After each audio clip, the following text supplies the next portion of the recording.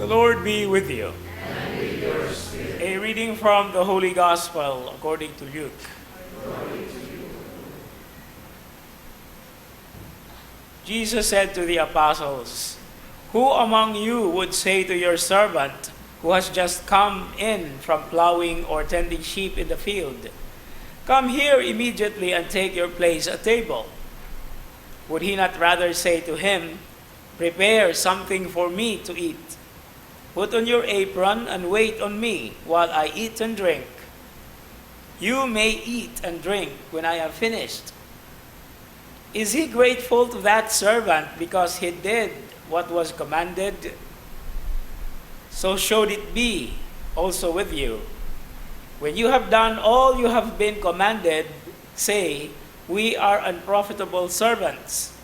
We have done what we were obliged to do.'"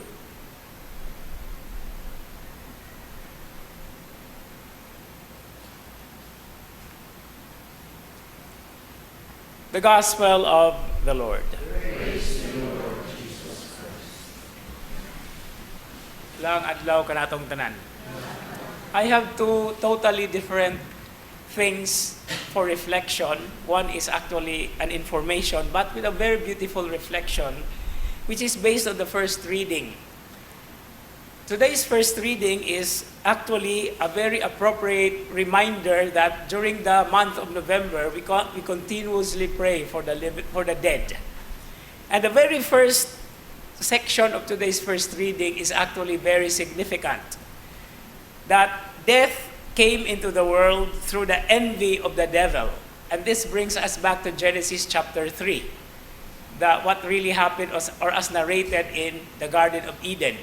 And in fact, according to Bible scholars, today's first reading, which is the very opening, is the first, what we call, verse in the Bible relating the devil to the snake in the garden.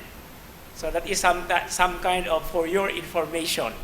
Now, so the devil, the snake that actually tempted Adam and Eve in the Garden of Eden, now is practically given the title of evil, and it is through the book of wisdom.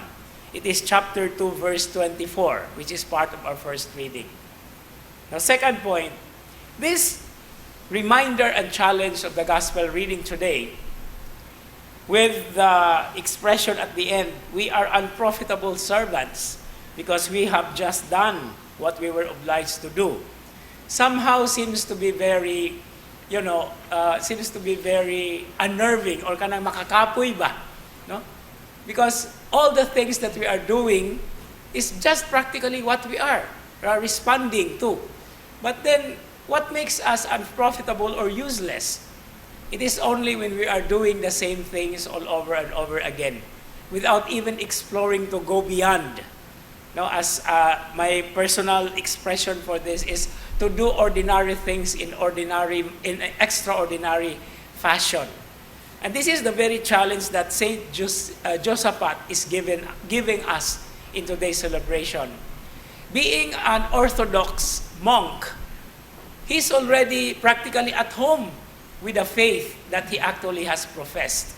But he wanted to be united with Rome. And because of this desire, this was the cause of his assassination, of his murder. So, not being already comfortable, it's not enough to be comfortable with where we are. We really have to move beyond, to do the extra mile, as the gospel also tells us, that makes us desirable and worthy servants.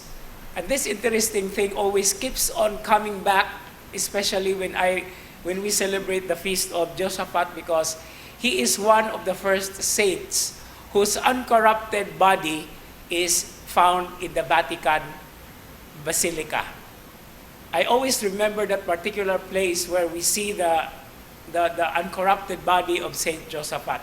And this always reminds us of something that also goes beyond, because this is a special gift. But we can only achieve this when we are attuned to the will of God, who is not just giving for ordinary things because He gives it for all of us, but He wants us that what we accept, what we own, what we experience should be brought beyond its normal or natural scope. And that is what sainthood or real holiness is all about. Again, to do ordinary things extraordinarily. And that is sainthood. For we are called to be saints, all of us. Amen.